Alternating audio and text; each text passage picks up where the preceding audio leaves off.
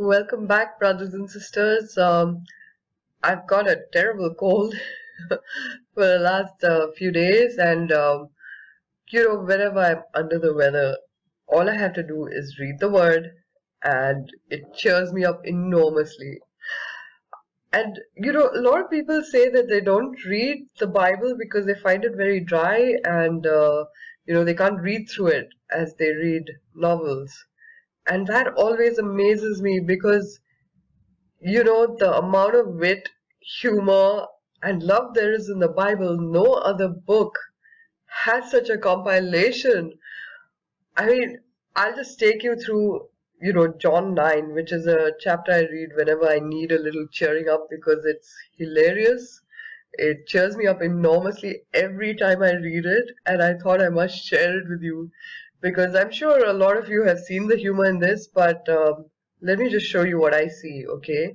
So in John chapter 9, it's basically where Jesus heals a man who's born blind. So you've got essentially three players here, okay? Like if you look at it as a skit or a play, you'll see that you have the man who's, he's a beggar, he was born blind, he begs on the streets, and he's adult. And there's a group of Pharisees, all right, the guys with the long robes, with the embroidered robes, who think they're extremely important and they're all knowledgeable, etc. There's the blind man, the beggar's parents, okay, there's a third party involved in this conversation. And every time I read it, it just, it's hilarious, okay? So let's start. So first, Jesus is walking by with his disciples, all right? So, and as Jesus passed by, he saw a man which was blind from his birth. And his disciples asked him, saying, Master, who did sin, this man or his parents, that he was born blind? And Jesus answered, Neither hath this man sinned, nor his parents, but that the works of God should be made manifest in him. I must work the works of him that sent me, that is, the Father's works. While it is day, the night cometh when no man can work. Now there's a very deep meaning to that, I must work while it is day, because the night cometh when no man can work. So he says, as long as I am in the world, I am the light of the world. When he had thus spoken, he spat on the ground and made a clay of his spittle, and he anointed the eyes of the blind man with the clay, and said unto him, Go, wash in the pool of Siloam. And the blind man, he went his way, therefore, and washed, and came seeing. So you see, there's this blind man who's been blind from birth, and Jesus does this incredible miracle, and he can see for the first time. So can you imagine what that blind man is feeling? He's like elated. He's like, I see for the first time. This is amazing. This is a great miracle. And the neighbors, therefore, and they which before had seen him that was blind, said, Is not this he that sat and begged? Some said, This is he. Others weren't too sure. Others said, He's like him. But then the blind man, he just stops all debate and he says, But he said, I am he. Therefore said they unto him, How were thine eyes opened? Like, how do you see again? Like, you were blind all this time. And he answered and said, A man that is called Jesus made clay and anointed mine eyes, and said unto me, Go to the pool of Siloam and wash. And I went and washed, and I received sight. Then they said unto him, Where is he? He said, I know not.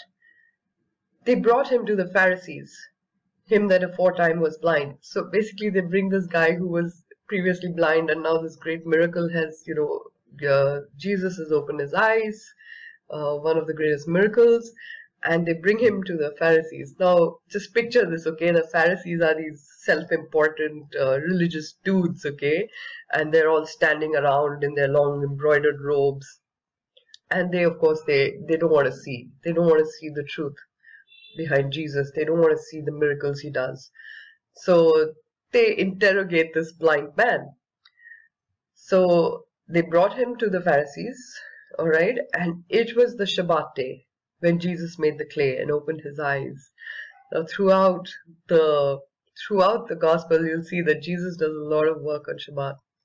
A lot of his miracles are performed on Shabbat, especially the healing miracles. Right, so now the Pharisees began talking, okay? Then again, the Pharisees also asked him, the blind guy, okay, asked him how he had received his sight. And he said unto them, He put clay upon mine eyes, and I washed, and do see. Therefore said some of the Pharisees, This man is not of God. They're talking about Jesus. Okay, the Pharisees are talking about Jesus here. This man is not of God, because he keepeth not the Shabbat day. Others said, How can a man that is a sinner do such miracles? And there was a division among them. Among the Pharisees, there was this division. They say unto the blind man again, What sayest thou of him, that he hath opened thine eyes? So they're asking the blind man. Now, of course, the blind man, he's been blind all his life. He just got his sight. He's elated. He's thrilled. So the blind guy, who's now not blind anymore, he said, he's a prophet. And then the Pharisees speak. They say unto the blind man again, but the Jews did not believe concerning him that he had been blind and received his sight, until they called the parents of him that had received his sight. So you see these Pharisees question, they interrogate the guy who was blind and he's now got his sight thanks to a miracle by Jesus. And they call his parents because they don't believe that he was blind. Alright? Anything to avoid believing that Jesus is the Lord. Alright? So this is really funny, okay? So they call the parents, alright? And they ask them, saying, Is this your son, who ye say was born blind? How then doth he see now? And his parents, the blind man's parents, answered them and said, We know that this is our son, and that he was born blind, but by what means he now seeth, we know not. Or who hath opened his eyes, we know not. He is of age, ask him, he shall speak for himself. Now these words spake his parents. Wait a sec, let me move this up. These words spake his parents because they feared the Jews, they feared the Pharisees, okay? For the Jews had agreed already that if any man did confess that Jesus was Christ, that he was the anointed, that he was the Messiah, he should be put out of the synagogue. So they knew that if they confessed that Jesus was Christ and they believed in him, they would be, cast out of the synagogue. So they were sort of treading softly with the Pharisees. Therefore said his parents, He is of age, ask him. Like, he's old enough, why did you ask him? So then again called they the man that was blind, and said unto him, Give God the praise. We know that this man is a sinner. They know that Jesus is a sinner, okay? They're trying to say Jesus is a sinner. And the man who had received the sight, he answered and said, Whether he be a sinner or no, I know not. One thing I know, that whereas I was blind, now I can see. So the Pharisees say, Then said they to him again, What did he do to thee? How opened he thine eyes? Now the blind guy is replying, he answered them, I have told you already, and ye did not hear. Wherefore would ye hear it again? Will you also be his disciples? It's like mocking them, okay? Then they reviled him and said, Thou art his disciples, but we are Moses' disciples. We know that God spake unto Moses. As for this fellow, we know not from whence he is. Like, they're like totally disregarding the miracle. They're trying to disregard Jesus. Oh, this is absolutely, So the man answered and said unto them, Why, herein is a marvelous thing, that ye know not from whence he is, and yet he hath opened mine eyes. Like, he's like, wow, you guys are amazing. You're Pharisees and you don't know where he's from. Yet he's the one who opened my eyes. And then he continues, trying to put some sense into the Pharisees. Now we know that God heareth not sinners, But if any man be a worshipper of God, and doeth his will, him he heareth. Since the world began, was it not heard that any man opened the eyes of one that was born blind? If this man were not of God, he could do nothing. So you see, this blind man has far clearer sight now than any of these Pharisees, rather than all of them put together, because he's giving him logic. He's saying, if this man were not of God, he could do nothing. Now the Pharisees totally lose it, and they answered and said unto him, Thou wast altogether born in sins, and dost thou teach us? How dare you? And they cast him out. You see, this is absolutely, this chapter never fails to get the giggles out of me. And Jesus, he's so calm and collected. Jesus heard that they had cast him out, and when he had found him, he said unto him, Dost thou believe on the Son of God? And the blind man, whose eyes had been opened, he answered and said, Who is he, Lord, that I might believe on him? See, he's still not getting it. He's still not understanding that Jesus is the Son of God, even though this amazing miracle has been performed. And Jesus said unto him, Thou hast both seen him, and it is he that talketh with thee. And then this blind man answers and said, Lord, I believe. And he worshipped him. And Jesus said, For judgment I am come into this world, that they which see not might see, and that they which see might be made blind. And some of the Pharisees which were there with him heard these words, and said unto him, Are we blind also? And Jesus said unto them, If ye were blind, ye should have no sin. But now ye say, We see, therefore your sin remaineth. So you see, he came into the world to open blind eyes. And the gospel is all about that. We are all in a way born blind. We don't know who God is. We don't know Jesus is God. We don't know anything when we come into this world. And yet he does all these miracles, and he performs miracles in our lives. When the Holy Spirit comes, it changes us from within. And we're all born blind in a sense, and he opens our eyes. So this John chapter 9, I find it incredibly funny, very witty, and very profound. Alright? And every time I'm under the weather, I read this and I feel a whole lot better. Okay, now the next one I wanted to share with you is another one. Oh, Job 12. Oh, that's hilarious. When you read the book of Job, you realize that his friends are not really friends. I mean, with friends like that, who needs enemies, okay? So they've been at him, they've been telling him, oh, Job, you've sinned, you're wicked, you have some hidden wickedness in you, that's why God has done this to you, you're being punished, blah, blah, blah. And Job, he just kills all the debate with this one sentence reply. Job answered and said, No doubt, but ye are the people, and wisdom shall die with you. do you get that? It's like he's like, gosh, you guys are so wise that once you die, all the wisdom in the world will die with you. I tell you, people who say that reading the Bible puts them to sleep, they just haven't read it. They just haven't read it because it can be so funny in places, and these are just a few that that sort of have stuck in my mind. But throughout, I mean, you'll find places where you actually laugh out loud, right? There's another great passage in John, the last chapter. Okay, this is where Jesus is speaking to Peter. Now, the background here, as you all know, is that Peter has denied him thrice. Great, I got cut off again by my screen recording software.